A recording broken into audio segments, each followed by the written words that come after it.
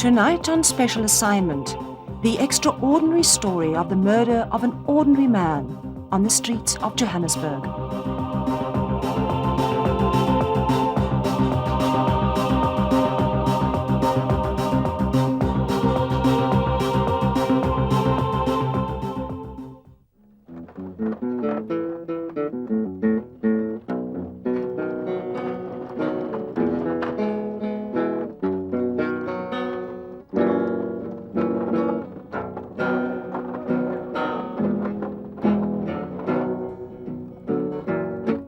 In the Homicide unit in the city of Baltimore, 6 detectives work on every murder. In Joburg's inner city, each detective is busy investigating at least 60 murder cases at any given time. This is the story of one of those cases.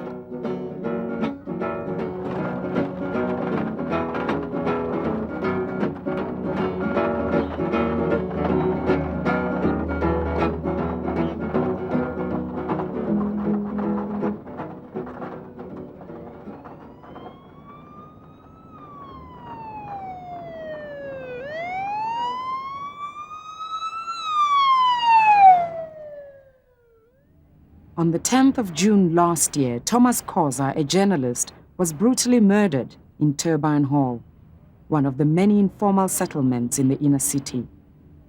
They were calling it Mnyamandao, mean a dark place, because there were no lights. We were using candles. And it's the place where Thomas Khoza was beaten and killed. After they beat him, they drag his body and leave him to die here. I was living on the south side of the Turbine Wall. Actually, it's a place that is designed for parking cars. But then since nobody was parking any cars, then the place was vacant. So I'd say we invaded it. And then we built in shacks in it. And then we stayed there. It was quite nice at first until they came now, the criminal element, you know, these, let's say, Skebengus. These guys, they were plentiful, really, you know, and they had their women were Skebengus as well. In these informal settlements, life is very cheap. The first time anybody realized that Thomas was missing was when the Homeless Talk office where he worked opened on Monday. It was deadline day, so anyone who hadn't submitted their story yet wasn't going to get paid. On Monday, thinking that I must be the first to finish my 4th story, I arrived at 7:15. I typed and typed, thinking Thomas Khoza maybe will be coming out around 9 when we open offices. But the whole day he didn't pitch up till at around past 2. It's when I decided I feel nervous, maybe there's something, maybe he's sick, because I know he's supposed to come. The following Monday, I came to the office and met Stephen. Stephen told me that there's a rumor circulating around the inner city that a writer from Homeless Talk was shot. It's when I started my investigation. I started with the ambulance department. They say that, Stephen, we don't find any records on that particular day, on the 10th of June. But as a friend, there was that slight hope that maybe he's either paralyzed or I had that hope. I was always praying, even before sleeping. I was praying that maybe my friend is still alive. When a body was discovered at Turbine Hall, a murder docket was opened. The case was handed over to Detective Liana, a single mother with 3 children. There were 2 cases, a stabbing and a shooting incident, and that was about a day apart from each other, and that was in the same place. Hey, go se hond. Kom. Hey. Kom. Kom, seun. Well, the way that it's going on now, it won't get far. Like it's going now, the criminals is going to take over. You can work day and night, day and night. How are you going to stop it? I mean, they get guns everywhere. There's nothing for them to get a gun. They get caught, sit for a year or 2, come out, do the same or worse, go back, get arrested, and do the same when they're released. It's not helping. We're trying our best to keep it online, to do it, to stop it. But you can't. Wait. Goodbye. Should be a snake. When you do this type of work, you get hard. You don't give a damn about anyone, except for your kids. Your kids keeps me on going. I mean, that's something to live for.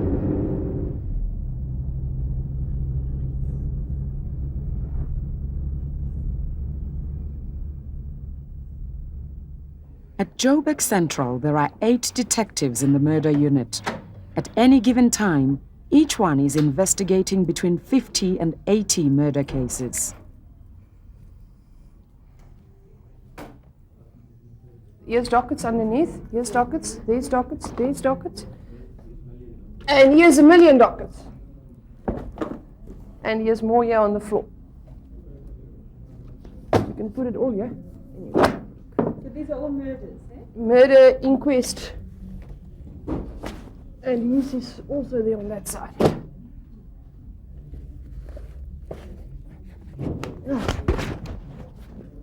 There you've got it. This is also was attempted murder. It was a shooting incident. There was a fight. They got angry with each other, and then the one guy shot the other guy. He died in hospital, Johannesburg Hospital. And you've got 50 cases like this? Yeah, this one is a suicide. Guy jumped from a building. Basically, all of them are the same. This one went all about fruit. The guy went to buy fruit, and then there was an argument about the price of it. And then he shot the guy that was selling the fruit. Dead.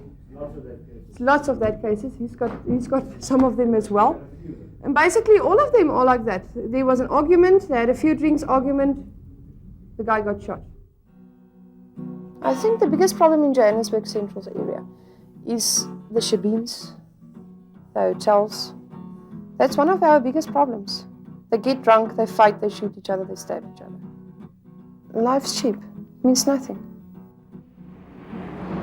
Tom did have a home, but he had left it years ago and come to Joburg seeking greener pastures. Like so many others, he couldn't find a job and landed up on the streets. What I do to earn money, I do recycling. I collect waste.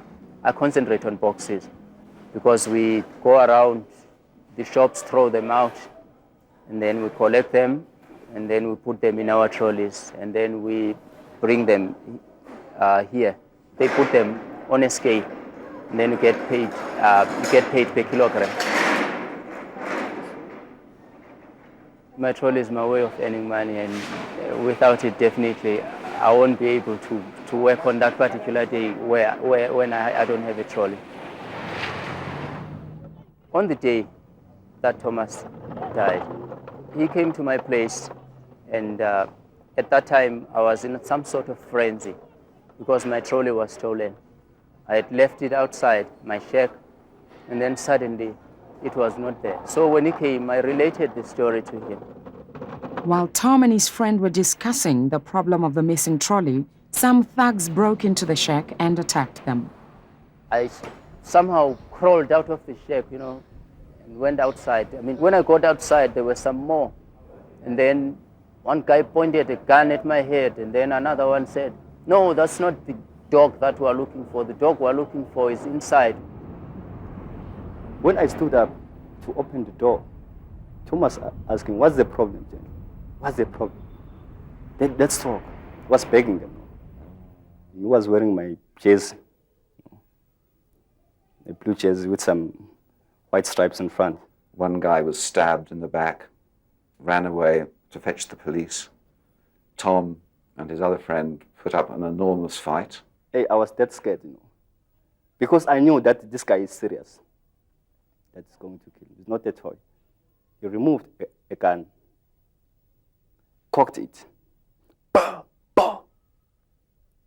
For the second time. He missed me, bah, for the third time. It went straight into the groin and got stuck on the pelvis on my back. It must have been a nightmare.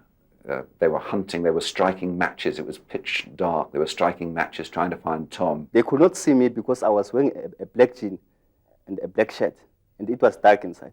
But because Tom was wearing a jersey, a blue jersey with some white stripes, and facing that side, they saw Tom. I remember he said, "Please, gentlemen, take everything." Because he had money, the same day he bought a cell phone, a Motorola. He said, "Hey, gentlemen, please take everything." He said, "Yeah, we got you." He fought. Tom fought because it took them a long time to kill him. Later, while I was lying there, I heard a sound, a thud sound, something being crushed, Ga, ga, ga. And they finished him off by throwing a concrete block on his face as he was lying on the ground. People in Johannesburg, they don't carry toys, Not like in other towns that people find that they can even rob you with a toy. Here they carry a gun, true gun. Yes, it's just a callous stamping out of life, isn't it? Life is cheap on the streets. Especially when I see somebody, wearing the jersey which I gave Tom, or somebody who's tall and dark, it just clicks to my mind. Tom comes back to my mind.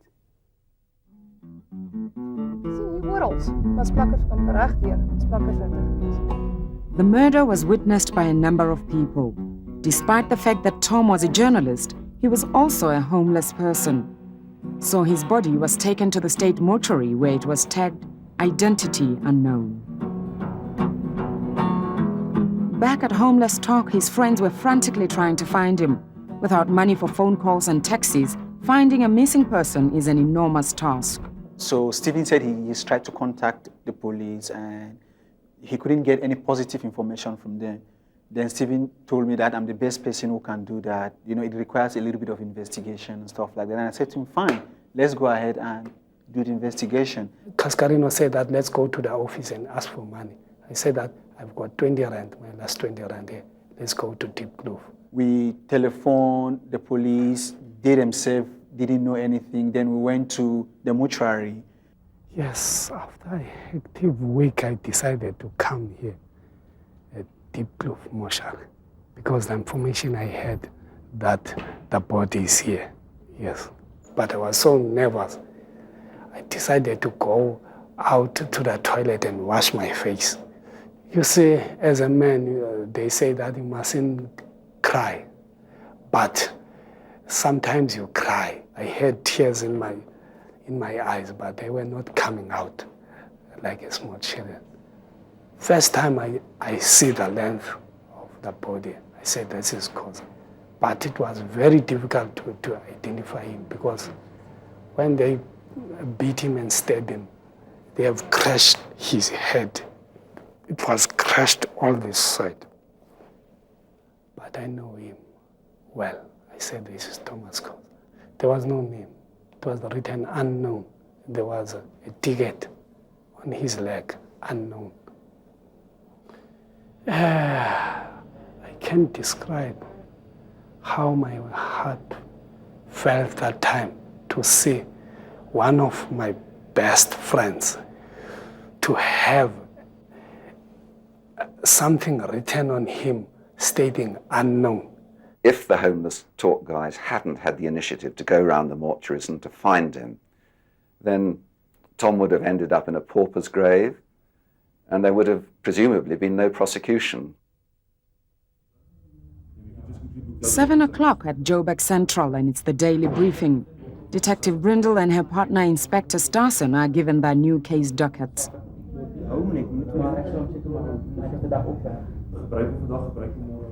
2 people have been murdered on the corner of Fox and Polly Streets.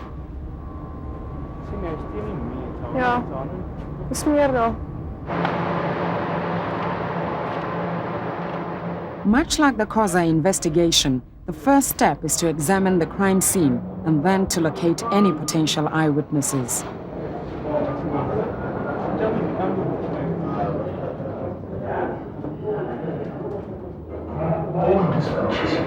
Môre meneer. Luister man, ek is die verkeersstasie van Johannesburg Johannesburg Central police station.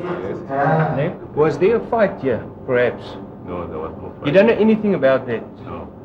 You don't know that this guy's been killed or nothing? You don't know anything?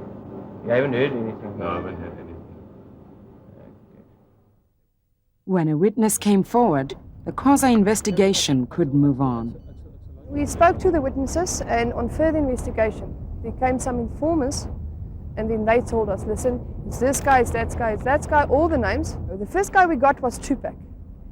He was there by Mahala Flats. We almost didn't get him. As we walked in, he must have heard us, or someone must have warned him. And when we searched the place, we found him lying underneath the bed. You get scared, but it won't help you. You won't get any success if you're scared. Especially with this case. I mean, it's dark, it's smelly. You don't know if you're going to fall into a hole or going to step into something you don't want to step into. But that's part of it. He used the informer, and he pointed the second suspect to us, and that's the guy that killed Thomas Khoza, that stabbed Thomas Khoza to death. Right, we worked the following night, we worked on it again. We went to the Doors, Marshall Street. It's an old nightclub that was in Johannesburg. Basically, the informant stood here around this corner. The people were walking up there, and as they came out of that room, he pointed the two guys to us, and then we arrested the guys.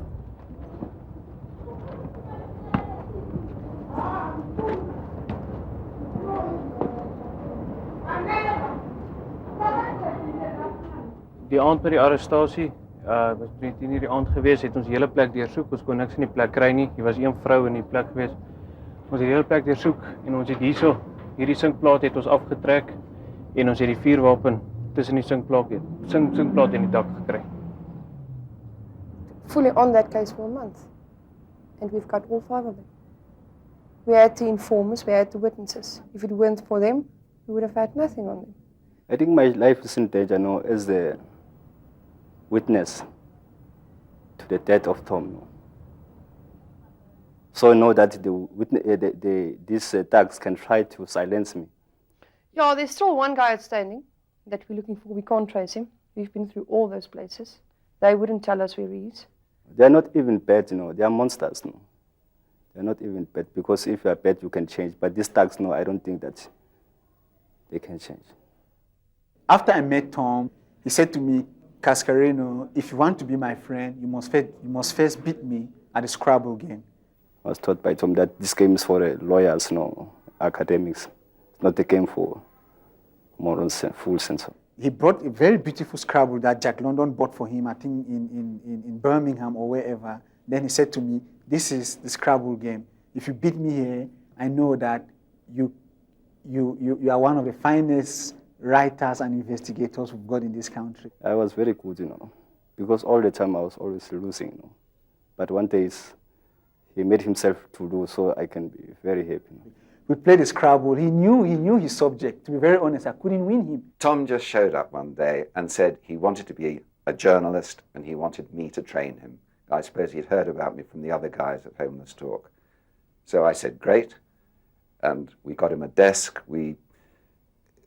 None of these guys have any money, so I persuaded the company to give him, I think, 1,200 Rand a month, just so that would pay the rent and the food and taxi fares, so there's no worry about that. And, he virtually lived in Times Media House, slept on the executive sofas. We never got found out. To all thugs, if you are a writer, a journalist, they call you an informer. And in Joburg, just by seeing somebody doing something may implicate you in problems. If somebody's doing something illegal and you watch him once, twice, he caught your eyes, he says you're an impimpi. He starts going after you. If you are not tough, if your back is not being watched, you are gone. Now, the previous month, Tom had written an article in Homeless Talk about a 19-year-old Swazi girl. She was kidnapped and killed by a gang who I think the police was looking for. So the lady knew where they were, and apparently the gang found out that the only person who knew them was that lady. I think it was 9 days before Tom was murdered. This young Swazi girl was murdered. Now, his friends tell me, and I'm sure this is true, that Tom would have been onto that to find out what had happened, to write about it in Homeless Talk. He would have been asking a lot of questions on the street. Yeah, Tom was not scared, Thomas not scared because all the time, he said, if you're a journalist, you cannot be a journalist if you are scared. Because if you say you are going to be a journalist, you are scared, you are going to only to write about sports. Thomas was very, very determined to be called the greatest investigative journalist in Africa. He didn't give a damn about the intensity or the risky nature of a particular story. He would go for it wholeheartedly. Journalism was his life, and what I think he liked about our program was that we tackled really big, not massive political stories, but important human stories. He was very good on those, going out and finding, for example, children who've been in adult prisons. Very good at finding them, and then getting people talking. Getting people talking was his big gift. He had his little tape recorder, and he would bring back magic. Jack and Tom became good friends. Apart from their interest in journalism, they also opened a safe house for street children in the northern suburbs. Tom ran the place, while his brother Sylvester taught the boys martial arts. Well, I would go around there after work, and I'd find them all sitting in the garden playing the dictionary game. And every child had his dictionary, and Tom used to give them bizarre words like contemplate, and there'd be a race to look up this word, and then Tom would explain what the word meant. So for the next week, we'd have these little ragged children going around using these extraordinary words in their vocabulary. When money ran out, the safe house had to be closed. Some of the boys were sent to live with Tom's mother on a farm near Wombats.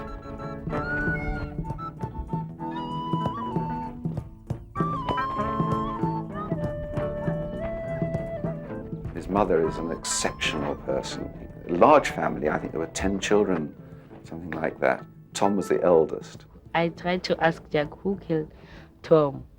You see, Jack, he didn't want to tell us. And he said to us, we mustn't be worried. He's gone, he won't come back. No, He helped me from street because I was smoking all these cigarettes, glue, the Ducketts, all these things, and he helped me. Now I stopped all that. I want to learn.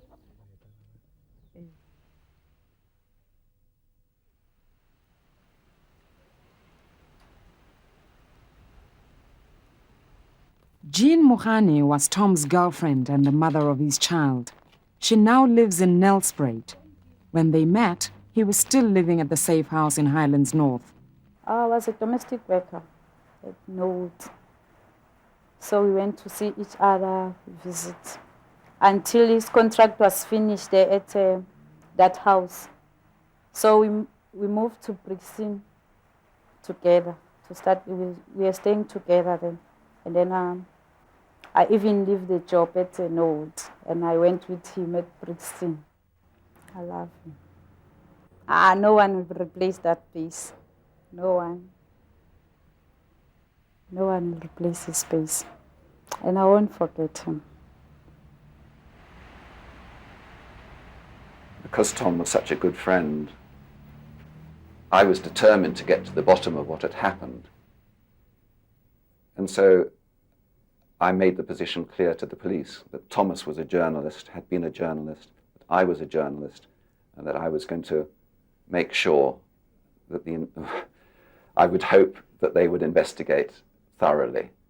And they did. They did a marvelous job. I will get them convicted on these cases. I will. The evidence is very strong against them. I've got 5 people that did wrong to the community. For them, a life means nothing. For me, it does. I mean, how many people would they have killed by now already if we haven't caught them? They would have just went on and on and on. They would have never stopped. Now we stopped them, at least there's 5 criminals less on the street. So it's quite meaningful. It makes you feel good. Amen.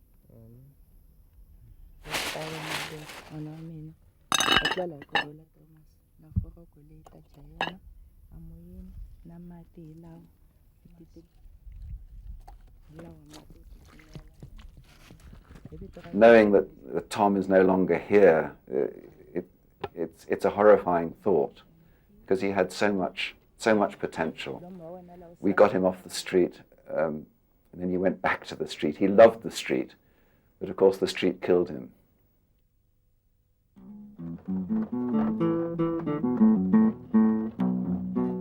Since filming this documentary, all the witnesses have disappeared. If they are not found, charges will be dropped, and the murder of Thomas Khoza will remain unsolved, another statistic on the streets of Johannesburg.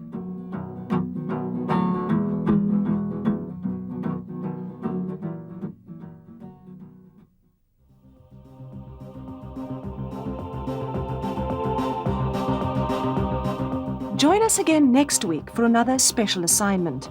And for any comments or suggestions, email us at truth@sabc.co.za.